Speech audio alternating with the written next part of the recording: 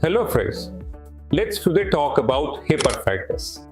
So basically, whenever there is wear and tear or inflammation in the hip joint, that is called as hip arthritis. Normally, a hip joint is made up of two components. One is the ball component and the other is the socket component. The ball component is made up from the femur bone ball, and the socket component is known as acetabulum. So normally they fix well into each other, and without any pain, movement takes place. But whenever there is a cartilage related issue, like the smooth cartilage that cushions the bone, it gets worn out, then it can lead to hip arthritis. Symptoms of hip arthritis would be like pain, stiffness, and reduced movement at the hip joint. Now, when we talk about the causes for hip pain, the most common reason is osteoarthritis or age-related arthritis. Just like we get arthritis in the knee joint, we can also get arthritis in the hip joint.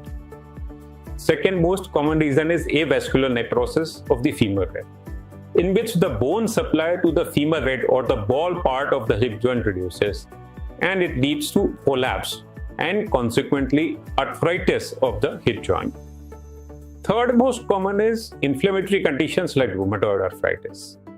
Sometimes arthritis can happen after a major accident also, like hip fracture or dislocation or cartilage defect. Rarely it can happen in situations like infection of the hip joint. It could be because of tuberculosis or other form of joint infections. Some other rare causes includes conditions like ankylosing spondylitis, gout, or developmental dysplasia of the hip joint. Now, whenever a patient is suffering from hip arthritis, the most common symptoms that the patient may get is pain in the groin. That is, front part of the hip joint may become painful. It can radiate till the thigh, or sometimes it can radiate up to the knee also. Second most common reason is whenever the patient gets up in the morning, there is stiffness in the hip joint. Patient will find it difficult to walk. There might be a frank limp also. Climbing stairs becomes very painful. Also, the movement of the hip joint overall reduces. Like if you want to sit like this on a sofa with your leg folded, that can also be very painful.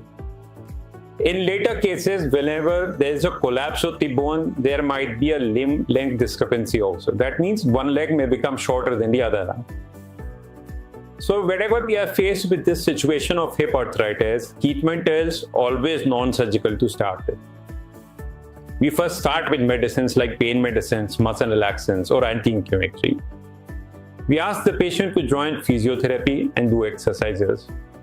Lifestyle modification also helps, like reducing the weight. Or patients should avoid activities like sitting, cross-legged, or squatting. Later, as the disease progresses, we might ask the patient to use a walking aid.